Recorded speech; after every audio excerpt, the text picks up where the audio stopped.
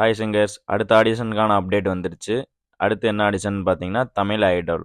இந்த ஆடிஷன் பார்த்தீங்கன்னா, சோனி விழா அப்படின்ற சேனலில் தான் வந்து ப்ரொவைட் பண்ணுறாங்க. இந்த தமிழ் ஐடலில் யார் லீட் பண்ணுறாங்கன்னு பார்த்தீங்கன்னா, ஏஆர் ரகுமான் சார் தான். சார் வந்து இதில் super judge and support judges யாருன்னு பார்த்தீங்கன்னா, ஆண்ட்ரியா ஜெராமியா, பென்னி தயால் அண்ட் கார்த்திக். இவங்க தான் ஜட்ஜஸாக இருக்கிறாங்க.